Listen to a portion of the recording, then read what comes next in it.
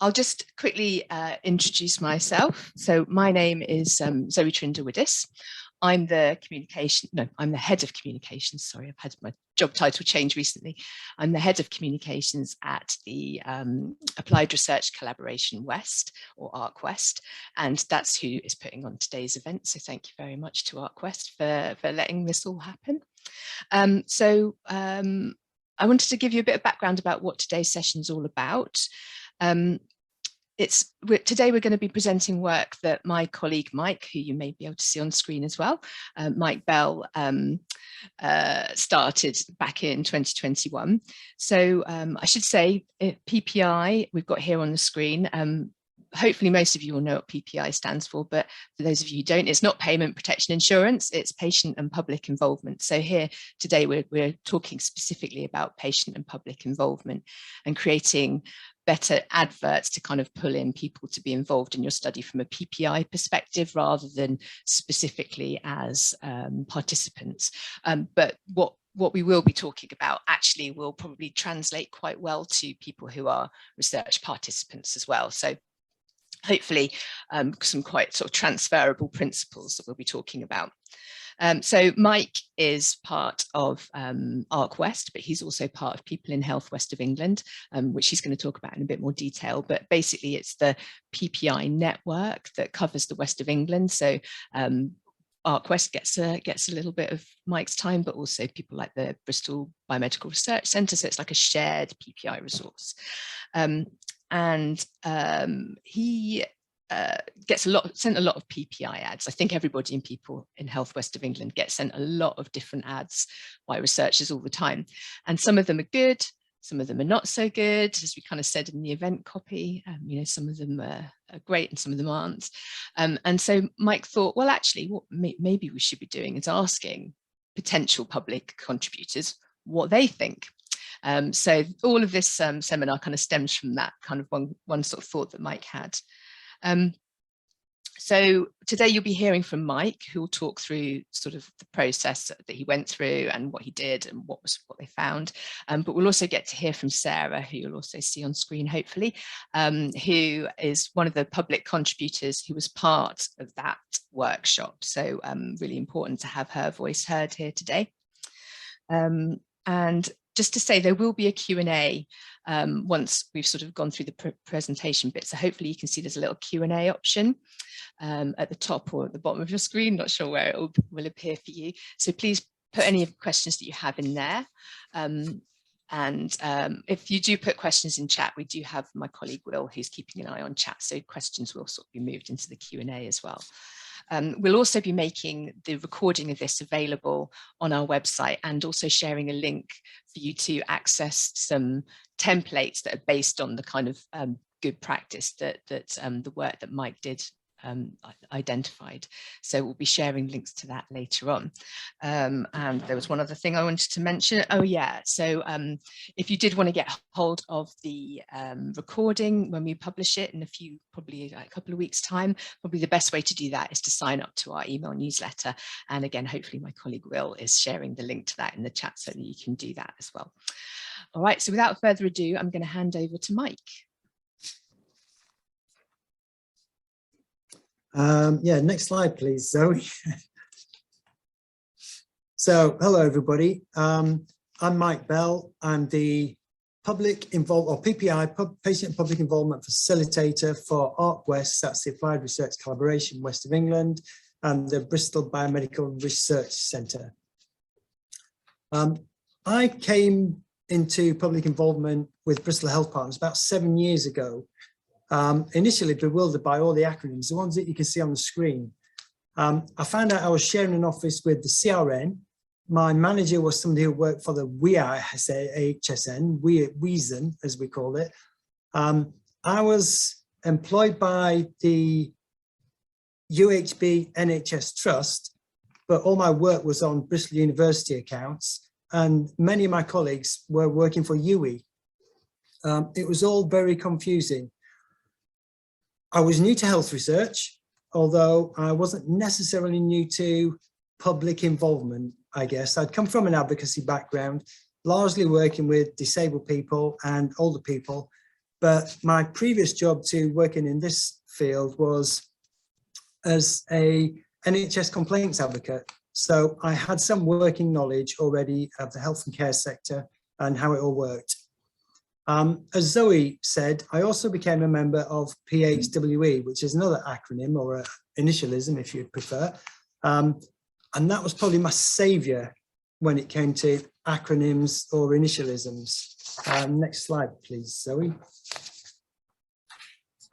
So, People in Health West of England, PHWE.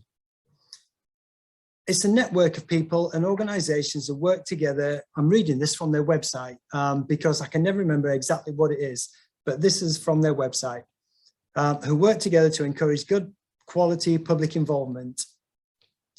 I was told at the time that PHWE was unique in the country. I don't know if it was, but I was told it was. If it wasn't, there weren't many organisations like PHWE or many partnerships like PHWE.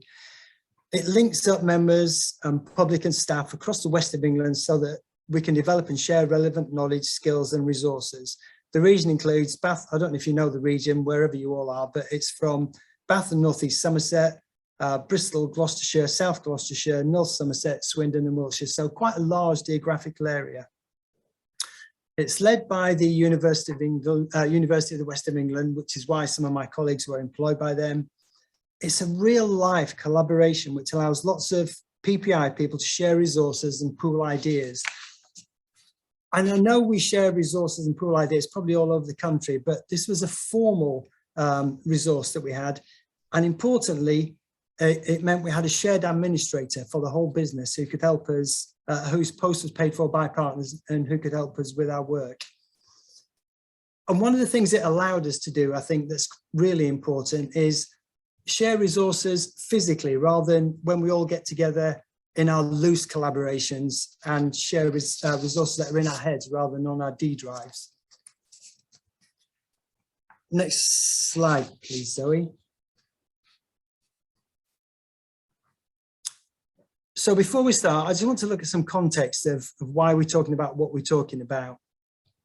In the old days, and when I started working in public involvement, I would say most, if not all, PPI meetings were held during office hours, and often for us, they were in university buildings or hospital buildings. We'd have them in this room I'm sitting in now, our seminar room.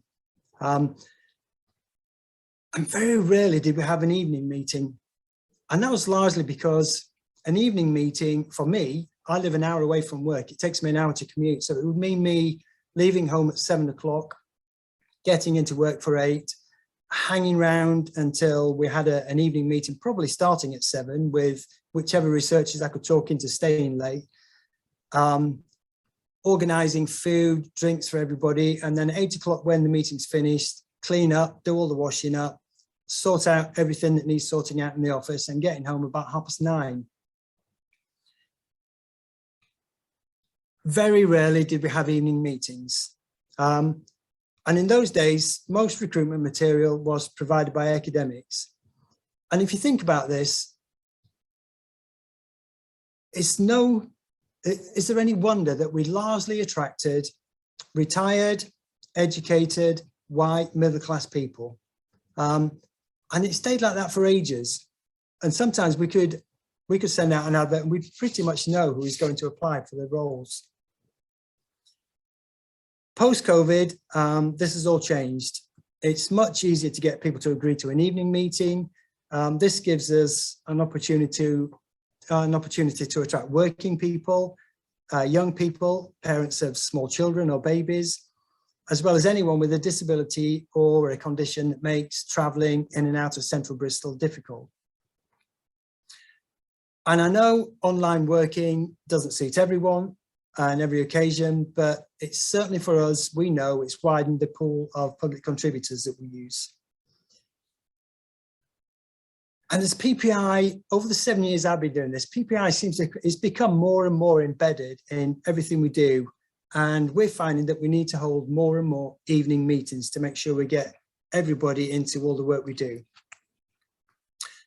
The other thing I want to say is today we're looking at remote advertising, written adverts, but I suspect most people here already know that the best way to recruit people into public involvement or into trials even, is personal contact. If you can go and talk to people and tell them about what you do, they can see you're not some scary academic in an ivory tower. They can see you're just regular people who want to work with them. And I was thinking of some examples. A few years ago, before COVID, we were asked to help recruit into a stroke study. And rather just send out an advert, we had plenty of time, which is often a rare thing. It's not always that researchers give us plenty of time, but this chap gave us plenty of time. We contacted some stroke support groups, some exercise classes, went to talk to them about what we do. We recruited really well. Obviously, COVID put an end to that. So for the time being, and meanwhile, we had to focus on remote advertising. Next slide, please, Zoe. So how did it work back in the day when I first started with the ARC West, or Clark West as it was then, and the People in Health West of England? Anybody needed to recruit, they could contact any member of People in Health West of England, and we would send them this template, just looking at who it's for, what it is, when it is, where, expenses, is it paid, closing date. That's it. Oh, and contact. I know that's not on there, but we'd always look for a contact.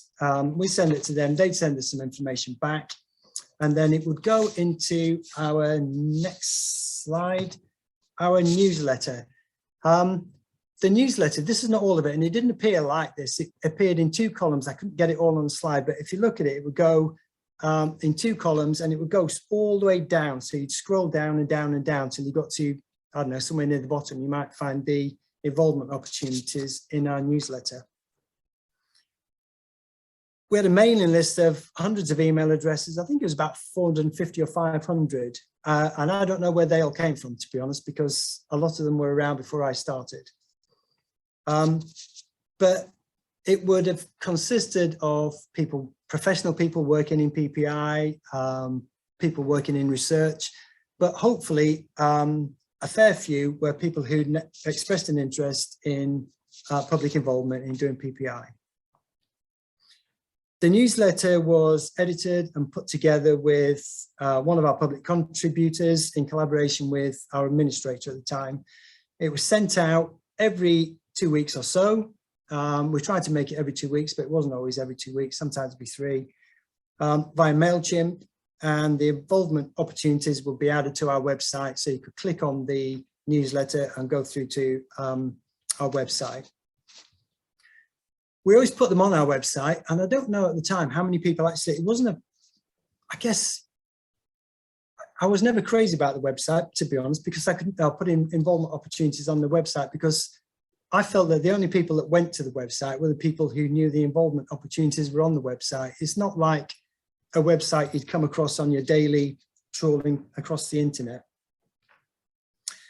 Contact details were almost all exclusively a member of the research team, so we had no real way of knowing how successful recruitment had been unless they contacted us to say they had nobody get in touch with them. Occasionally we'd be asked to re-advertise, and occasionally we'd be asked to send something out in between newsletters. So somebody would say, I need some people very quickly, we've got a meeting next week, can you help us? And we put an email recruitment out in between the newsletters. I suspect, like me, many people and lots of you will get unsolicited newsletters, and even newsletters that you've subscribed to out of interest. And I suspect, like me, if you're very busy and you've got 40 emails to sort through, you quickly delete those or have a quick scan at the top, the first couple of lines, and see if there's anything interested. And if you're lucky, you put it away for later and then never look at it later.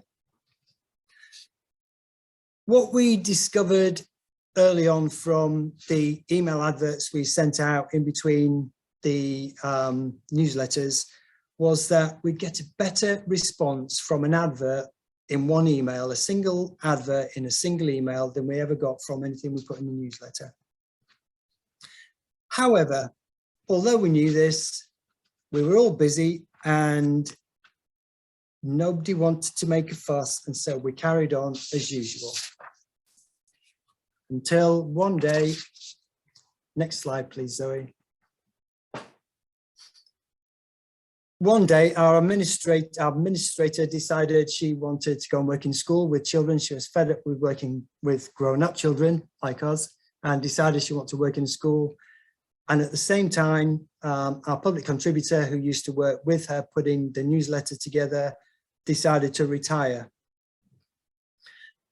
The nature of the funding for People in Health West of England, we had funding from all our partners, meant recruitment was difficult. And so we were without admin support for quite a while. And even when we got some, it was always temporary. So this left myself and my then colleague, who were both working in public involvement, faced with creating websites and creating newsletters. I was given a password and a brief thing how to edit websites, but it's not my specialist subject. So when I was left face to face with this page, I was looking at it thinking, if you look at that first line, Yoast SEO, what on earth is a Yoast SEO? I had no idea. And who knew that websites had breadcrumbs? And then at the bottom, Visual Composer, it was anything but visual. So my colleague and I struggled trying to get out a regular newsletter, cutting and pasting code and adding text and hoping it would look like it was supposed to look rather than some jumble of text on the website. And this was on top of our regular jobs being public involvement facilitators. It resulted with the newsletter becoming fewer and further between, but we were still being asked to advertise opportunities for involvement. That's when we realized we could do email adverts easily using MailChimp and ignore the newsletter altogether. Around the same time, we got the new data protection regulations, the GDPR came into force. So we had to ask everybody again to agree for us to send them certain types of information. So we had to, I think we lost about 200 or 250 email addresses when we had a call and asked people to give us permission again to send them stuff. Thankfully, it is now back up to around 450, but we lost quite a lot. It went down to about 250. So next slide, Zoe. So this is what my then colleague and I started sending to people. Emails with largely the information as it came from researchers. So we'd get an email from a researcher saying, can you find me some public contributors for blah, blah, blah. We put together an email advert similar to these and send them out via MailChimp to our mailing list. I look at them now, and if I look at the one on the right-hand side, a whole page of text, I wonder now what we were thinking. I know I wouldn't bother reading that, so it doesn't surprise me that we were getting fewer and fewer people applying to be public contributors. And quite often we still had no idea how many people we were getting, because apart from when we were advertising for our own projects, for our own organizations, we'd have the contact list would be from someone who we didn't work with. So we didn't know how many people were applying for posts unless they told us. Next slide. Thankfully, a couple of years ago, April 2020, we got a new administrator working for People in Health West of England, a new full-time permanent administrator. Unfortunately, she started in April 2020, right at the beginning of the very first lockdown. So none of us got to meet her face to face for, I think it was about 5 or 6 months until we started occasionally being able to see people again.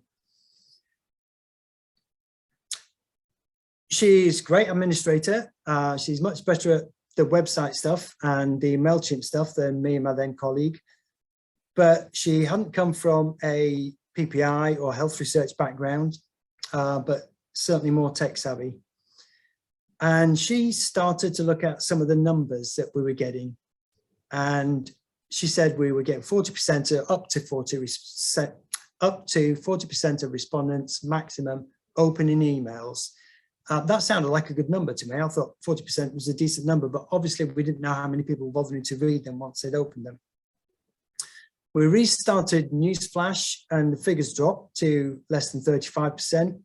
And she was telling me that even fewer people were clicking through to the adverts. We hadn't known this. I had no way of telling that up until then. At the same time, we were getting feedback from researchers more and more to say they'd not had any responses.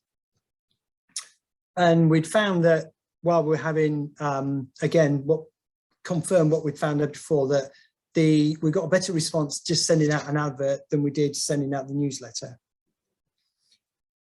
At the same time, some of us in the team, the People in Health West of England public involvement team, were becoming concerned about the content of some of the adverts, and that was largely because they were being filtered. They weren't being filtered.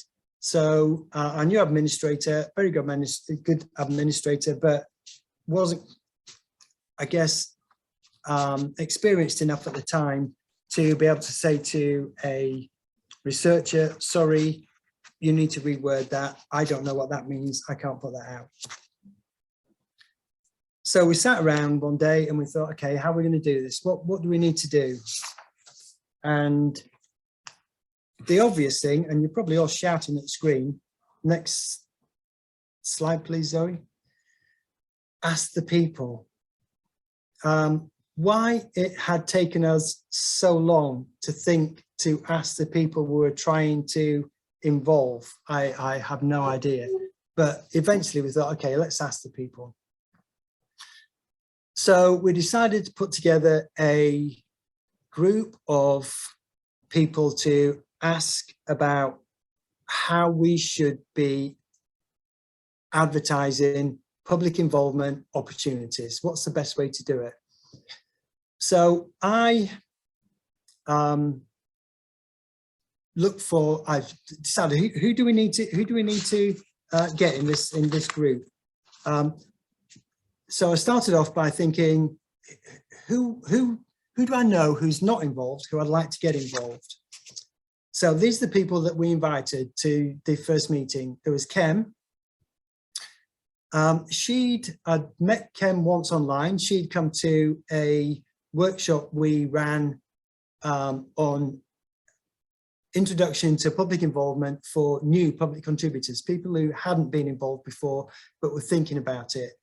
And she was young, she was black, she had a baby who she had on her knee while she was in the workshop. And I initially thought, when I saw her on there, I thought, okay, this is somebody I want to get on my mailing list. So I invited Kem to the meeting. Fred had been involved in the past. I'd met Fred years before at a public involvement meeting. And no matter how many adverts and newsletters we sent to him, he'd never come back to us to get involved again. He was an older working man, younger than me, but still an older working man. He was a bus driver. He was very Bristolian and black as well. Susan was a member of our plain language panel. So we have a plain English panel here who help make sure that anything that we send out, some of Zoe's comms stuff, any plain English summaries that we try and write, we have a plain English panel that we send them out to check that we're really speaking in plain English. So I invited Susan as a member of the plain English panel. One of Susan's colleagues where she works, Antonia, had never done any PPEI work, but had heard of us through Susan and has dyslexia. So I thought, okay, maybe we need someone who has dyslexia to look at what we do. Eva was the only person who was a long-time PPI member that we invited along. She's helped with workshops. She's helped me run introduction to PPI workshops.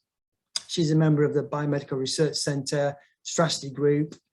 And then the Sarah, who you're going to hear from in a bit. And I got to know Sarah as her son is a member of my Young People's Advisory Group. So I figured Sarah must have some idea of what we do, but had never taken part in anything, although her son had. Prior to this meeting, I sent them a whole list of questions to think about before they came to the meeting, And I'll just run through these questions quickly. I asked them all why they'd agreed to take part in this particular meeting. And I asked them, if I'd included you in a larger non-personal email, would you still have applied or agreed to take part? I asked them, what would make you want to be involved in any other research? Would it be a personal interest, for example, a study about a condition or someone you know lives with? Would it be a financial incentive, or would it be another incentive? Again, what would you need to know before taking the next step? We asked them, if we sent you information about opportunities by email, what would make you open the email? Would it be something in the subject line? Would it be the originator? Would you want all the information you needed in that email, or would you be happy to click through to a website for more information? What would you want to know at first glance, and what would you be prepared to look for later? How much detail would you want later? What would stop you opening emails? How persistent would you be in checking emails from us, for example, if the first 5 or 6 emails we sent you were for studies in which you had no interest? And we know we do this. We know we sign people up to our mailing list. And we know they open maybe the first 2, 3, 4 emails that we send them and then stop because it's not something that they're interested in. So they stop opening our emails. We asked them if they've got any examples of emails, posters, websites, or any other marketing material that's made them think, that looks interesting. I'll take a look at that. And so we convened a meeting. We'll get everybody together. And I'm now going to ask Sarah, next slide, please. So Sarah can tell you a little bit about why she got involved and what she thought of the stuff we were sending her. Sarah. Thanks, Mike. Hello, hopefully you can all hear me, and I've taken myself off mute. Okay, so I got involved, as Mike has already said, because my son is a member of his young person's advisory group. And he's been doing that for about 4 or 5 years. And I think when we went on to Zoom meetings because of COVID, it was a difficult transition, really. He was just coming up to 13. So I was always a little bit aware that Zoom might not suit him. And I think there was one request that Mike sent through that made me think, well, maybe Archie's not kind of going to be a great deal of input in this. So I emailed Mike and I said, I really don't know what you guys do, because I genuinely didn't really. But if you don't think Archie would be great in this, then, you know, don't use him, but he's free. And then Mike kind of invited me to observe a meeting that he was having with the YPAG, and sent me a link. So I sat and watched what went on, and it was all quite interesting. I seem to remember it was something to do with taking samples. But yeah, I stayed very quiet and I just observed. And afterwards, he asked me if I'd like to become involved in the kind of parents version or the adults version, which is what this is all about today. And so I said yes. And the first meeting that I took part in was all to do with these PPI adverts. So that's how I kind of got here today, really. So it kind of came about in that meeting that, and I think most people will say this, the simpler the better. What we found with some of the old adverts that were going out was they were full of acronyms and very long words and phrases that we don't use in our everyday life. So things like public engagement workshop meant nothing to me. Didn't know what that was. It sounded like some kind of community meeting somewhere where you all object to a housing estate being built. It felt a little, I had no idea what it was. So very long in words, if you like, or in phrases within what you guys do. So that's always a little bit off-putting. Really, to me, it's easier to keep it simple. So some of the more simplified adverts were very popular. A date, when and where, if there's going to be payment, and what it's about. All the other nitty-gritty stuff you don't really need to know at first glance. So that's kind of where we ended that meeting, is that the simpler the better. And there were some examples of that you had on a slide, Mike, I think, as well, that we all kind of agreed on at the end. The thing I remember most of, sorry, Sarah, I'm just going to interject if I may. The thing I remember most about your first contribution at that meeting was we've been sending out emails, and in the subject line in our emails, it always said involvement opportunity. And I remember you saying to me, what on earth does that mean? What does involvement opportunity mean? And it made me sit back and think, what does it mean? Unless you know what it means. So if we're trying to attract new people, and that made us sit and think, it made me think. Yeah, it is definitely the simpler the better. And when it's coming through on an email as well, and I think you've said this before earlier, is I get a lot, and I'm sure most people are the same. I get a lot of emails that I just ignore and I delete straight away. So I know that if it's coming through from Mike, it's either going to be something for me or for my son. But because it's from him, I will always open it. But I do go through and I delete a lot of emails. So it's got to be something that somebody that knows what it's going to be about. So the subject line as well. So presumably anyone in this area would get emails from Mike. So it, rather than it's, because I've had a few come through from ARC West, which I believe is Lucy maybe, so who's been involved in this. So that didn't mean anything to me, but I could see from the subject line that it was to do with this webinar. So you kind of pick them out like that. So it needs to, the person who's sending them, whoever you're sending them to, they need to know who you are and what you're involved with. So that stands out in my email. So I make sure I don't delete that. I will look at it. So, and again, very simple language, no great big long words. It's got to be quick and simple. Can I do that? Is it at a time that I can do it at? Is it something I'm interested in? Those are the sort of main things you want to see straight away.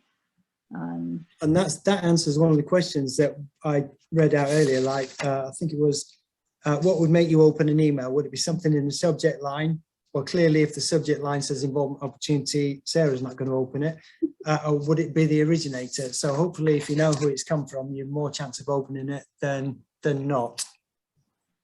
Yes, I mean, I must admit, it didn't matter what it said in the subject line because it was you and I knew what it was all about, yeah. I mean, what you would want.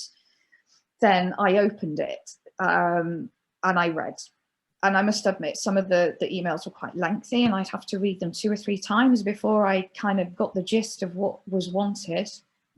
But yeah, because it was you, I would open it regardless of what it said in that subject line. But I know for some people, if they're not, because I know you and I know it's from you and what it's about, there are people that may not recognize your name but might go on the subject line. So both of those things are okay. So they're key things, Sarah, either a good subject line or knowing who it's from. Yeah, definitely. Yeah, okay. That's how I filter out my emails. That's good to know. Shall we have a look at some of the examples that we used that night when we met? So here we are, some of the examples that we went through. I'm going to show you a few more in a second. So the one on the right, you've seen that one earlier, loads and loads of text. Nobody's ever going to read it. The one on the left, that's the kind of thing my colleague and I were trying to put together more recently, but still a lot of text, not massively interesting to look at. Next slide. Some of the posters that have been used in the past that we showed that night to say, what about these? What do you think to these? And then I'll go to the very last slide now. Out of all the posters, we went through lots of posters and lots of emails that night. I'm just showing you a quick, just a few to give you some idea of what we went through. But the one everybody liked best was the one on the left here. And as Sarah said, it's very simple. It was everybody's favorite. They changed one word in that whole advert when we looked at it, and that was where it says you will be paid £20 an hour. The original version said you will be reimbursed. And I think it might have been Susan, the Plain English panel member, who said, why reimbursed? Why not just paid? A word that everybody understands. And that's the one that everybody liked best. Short headline, very briefly what you want to do, where it is, when it is, who to contact.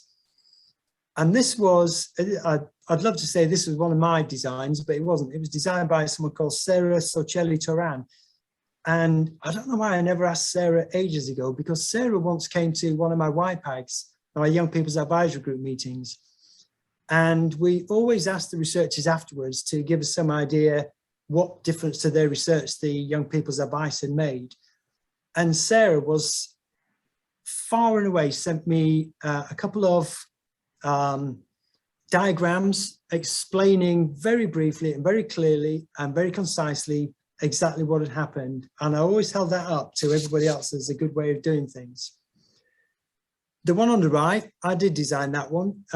Still far too much text, too much small writing at the bottom. So the one on the left is the one everybody thought was best by a long way. Keep it simple, keep it clean. So what have we learned?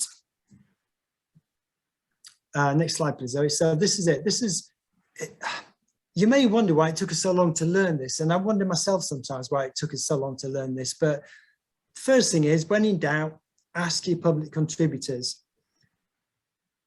It sounds obvious, but I'm especially asking the people that you're trying to attract. So new people like Sarah, like Fred, like Kem, and that sounds obvious, but if we always ask the public contributors that we've always had how to do things, we'll always get the same public contributors.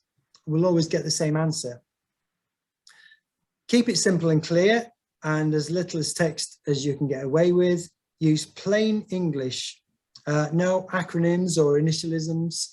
We always talk about acronyms, and we talk about PHWE as an acronym. It's not an acronym, it's an initialism. So even when we talk about acronyms, we're using poor English. And then finally, it's not rocket science, and it's best if it doesn't sound as if it's rocket science. It needs to sound as if you're trying to attract regular people to help you do your research better. Just a couple of things to think about.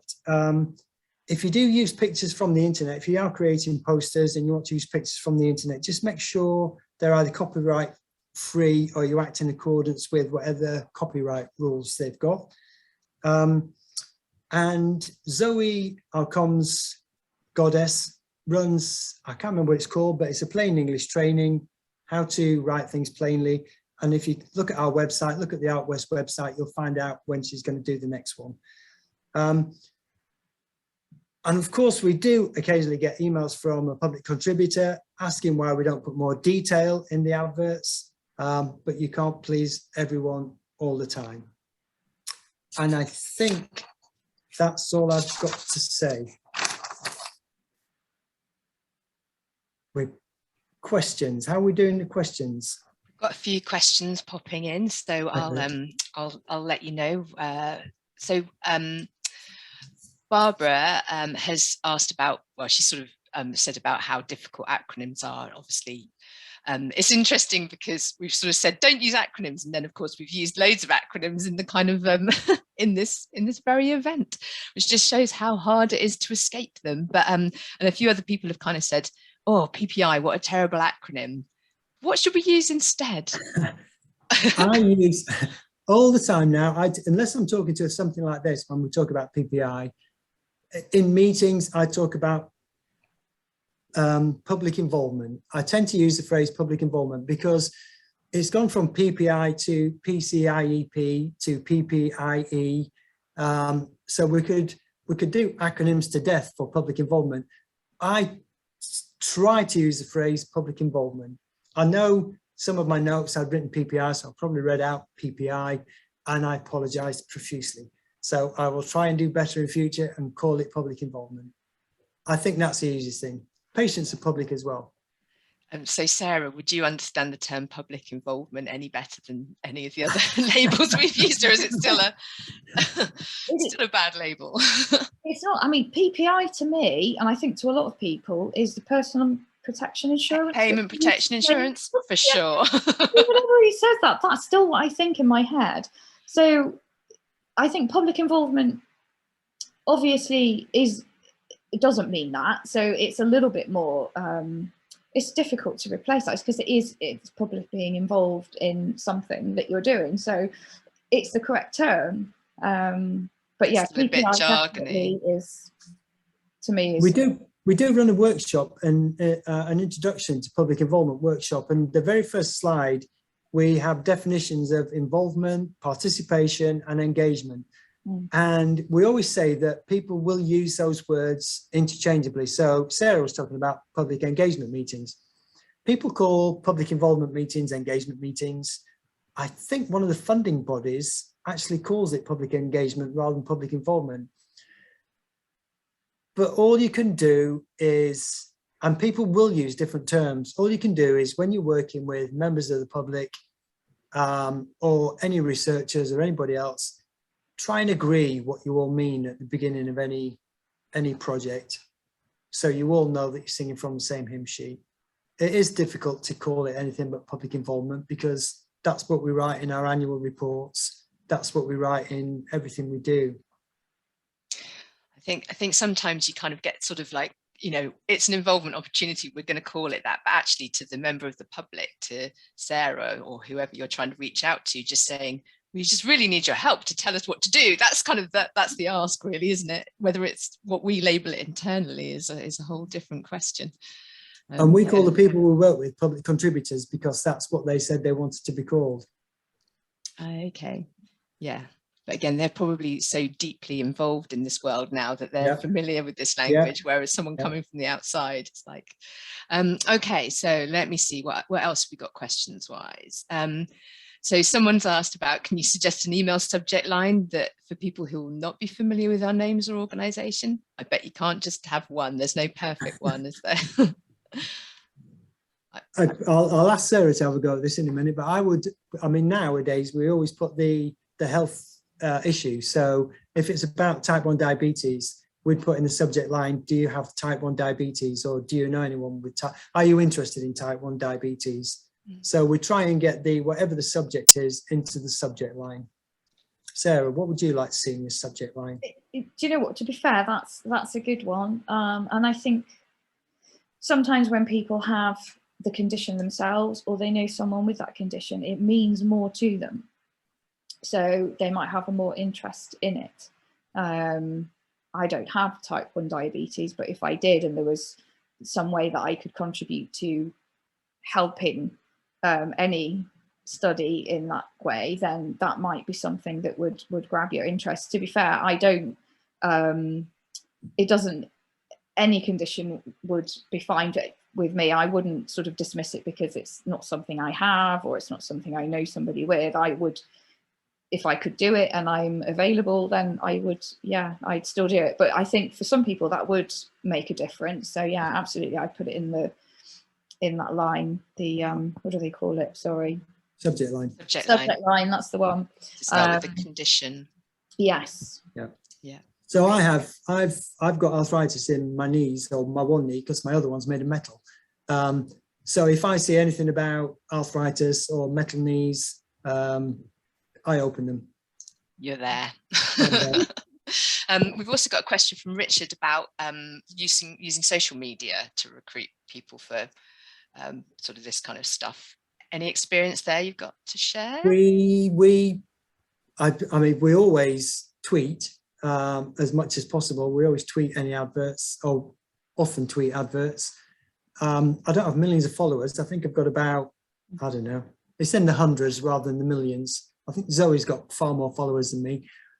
So we tweet adverts, and we'll tweet the simple version. We'll tweet maybe a photo of a poster, or we'll put something simple in a simple link into the tweet. We don't use any other, I don't use any other social media. We do use blogs. We have blogs, which occasionally get people interested.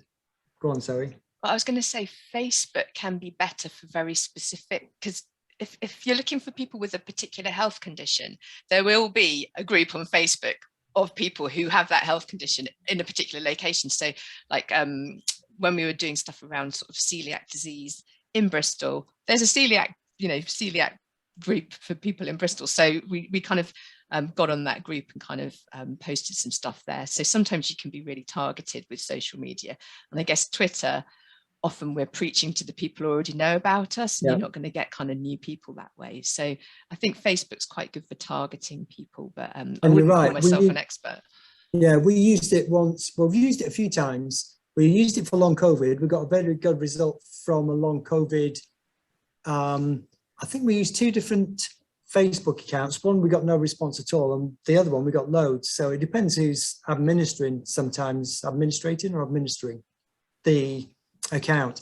We also recruited for people with stoma bags, I think, and it was one called Love Your Bag Facebook for people. Yeah, I know. And we recruited really well from that. We got some great people. So yeah, you're right. Facebook pages, but not always. It depends on who's managing it, who's managing the site. It's always about knowing your target audience, I guess, isn't it, with these things. So we've got one from, actually this is an interesting one, which is sort of a bit of a side thing.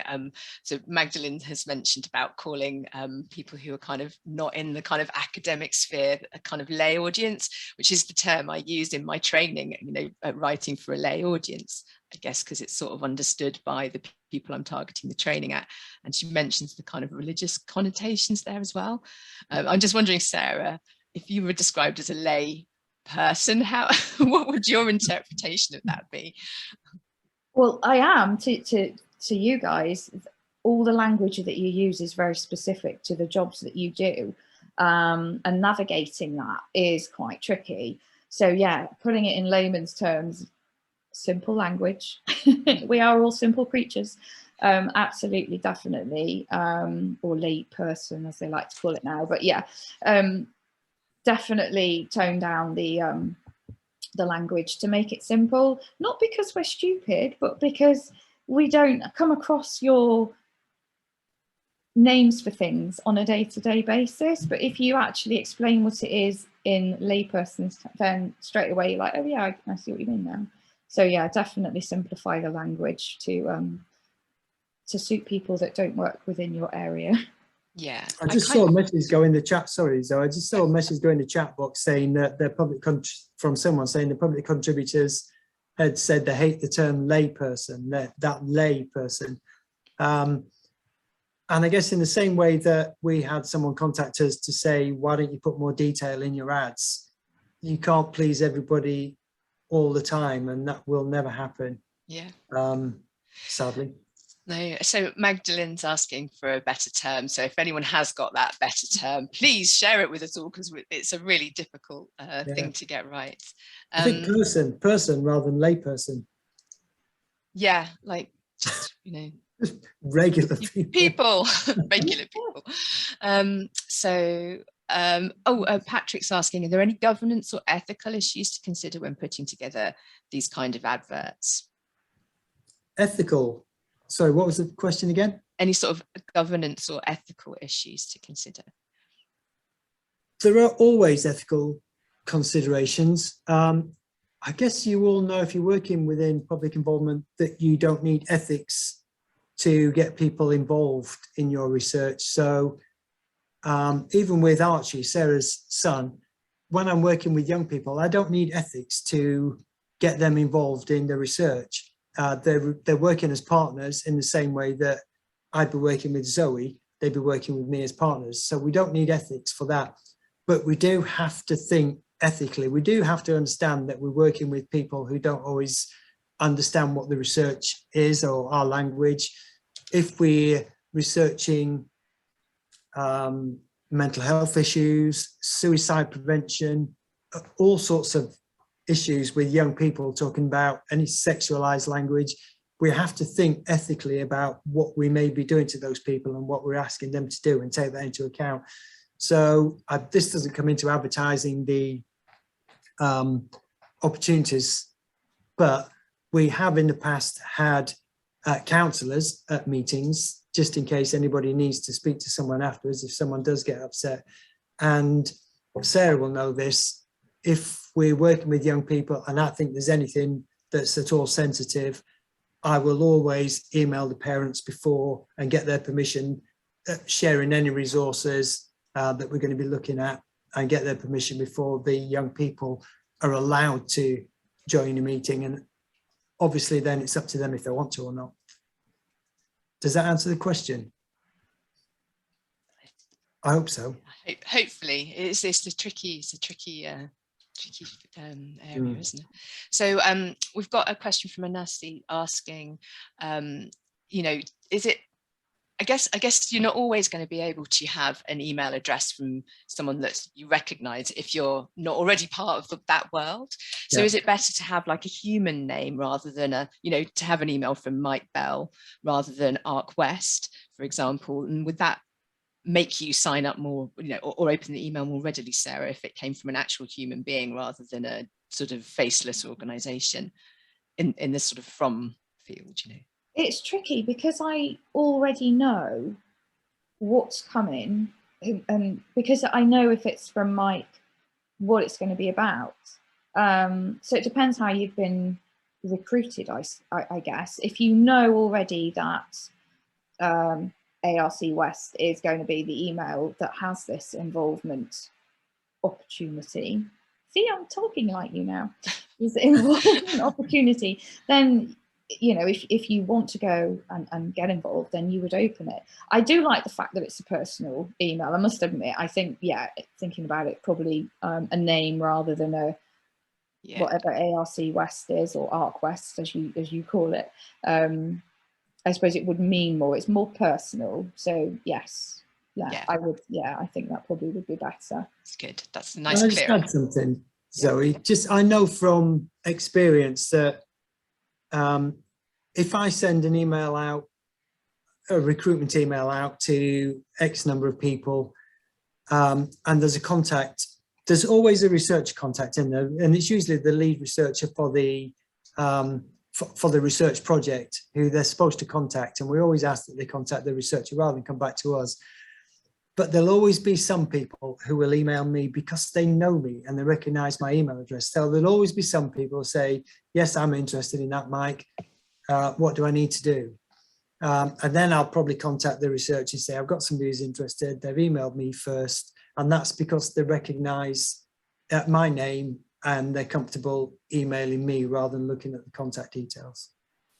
So I think, a name always makes a difference, doesn't it? I think so. There was a second part to the question, which you probably don't know the answer to. What's the golden number of emails? Not too many, I imagine. What do you mean by that? Do you mean how many? How many can you get away with? Before you sort of tip over into like bothering people too much, I guess. I don't know, it'll but depend. I suspect we're well under it because when we went through GDPR, we only asked for permission to email people about or send them a newsletter or email them about job involvement opportunities. So we probably don't send them more than 1 or 2 a week. Okay. Apart from YPAG, the Young People's Advisory Group, I send them loads of emails. And they don't but mind. they always respond. So they're already really engaged, aren't they? So I guess it's a lot about the level of engagement of who you're sending it to. I've just spotted a really good question here, actually. Someone, Naomi, is asking, can you share any experience of creating ads or recruiting people for kind of sort of research that isn't clinical or that isn't about a kind of specific condition, that isn't to a study like that? I'm thinking things like maybe our plain language panel would be a good example. Or we haven't got anything, but I would. Well, when we recruited to our plain English panel, we had about 50. It was the most popular thing we've ever put out, and we had about 50 people come forward. So I can't remember how we advertised that. I can go back and check. I've still got those emails. I'm sure they'll be in there somewhere.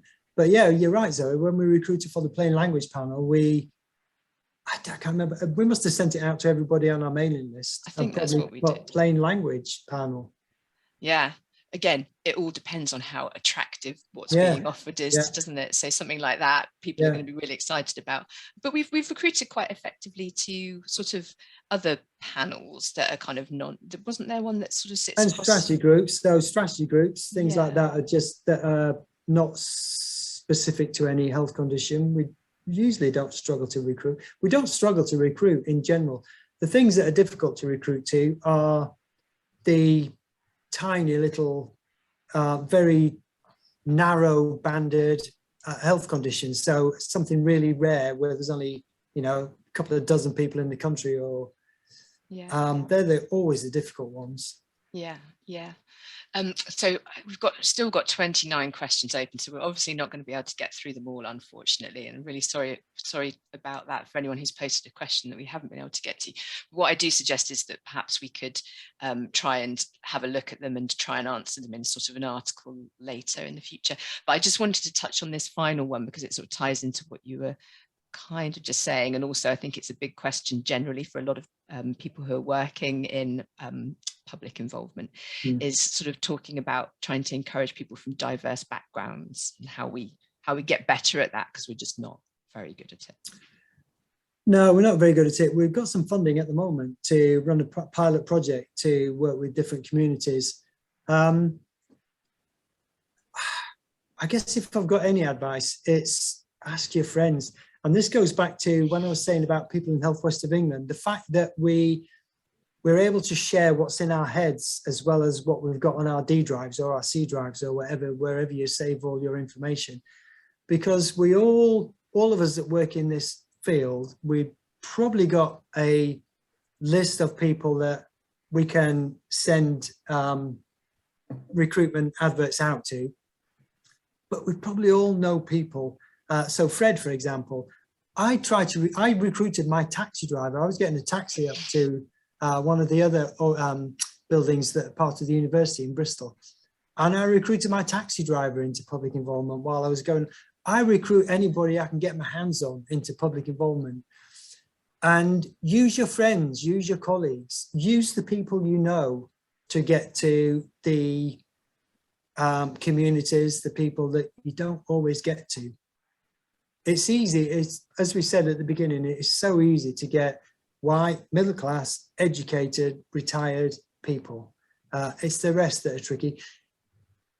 Make your meetings, evening meetings. We've got more and more evening meetings since COVID online, and we get a better spread of people in our evening meetings than we ever got in our daytime meetings where we were offering sandwiches and drinks. Yeah, like the recruit your taxi driver tip. That's really good. Just like ask people, go up to them and ask them, you know. I was saying to Sarah just before we started that I recruited my barber's daughter into my young people's advisory group. I was sitting having a haircut and he asked me what kind of work I do, and I recruited his daughter into my young people's advisory group. Never stop recruiting. They're all opportunities, aren't they? All opportunities. Oh, so I'm sorry we couldn't get around to all the questions because there are just so many, and just so many really good questions, which we probably don't always know the answer to. But what we will try and do is answer some and try and kind of produce something later. Which reminds me, if you do want to get access to this recording and also to kind of the materials from this and the answers to these questions that everyone's putting that we're not able to answer today, it is worth signing up to our email newsletter, because we'll put forward, we'll put in some news stories and bits and bobs about it in the next edition. And also there was the link to download the templates as well, which is here on screen. So it's arc.ac. Well, actually, it's better if Will pops it into the chat so people can access it. So if you visit that link, you can download some of the templates that Mike's kind of created as a result of the process that he went through to kind of get that he's presented today. So hopefully, sorry to not get around to all the questions, but hopefully people have found this useful, and And thank you very much to Mike and to Sarah, especially for speaking in front of so very many people. And thanks to everyone who came along and joined us in such a beautiful lunch hour. Thank you And very can I much. just add, my email address is on there. We do have loads of other resources for public involvement. If you're out there working on your own and you're not sure what to do, drop me a line. Yeah, great. All right. Thank you very much, everybody. Thanks. Bye-bye.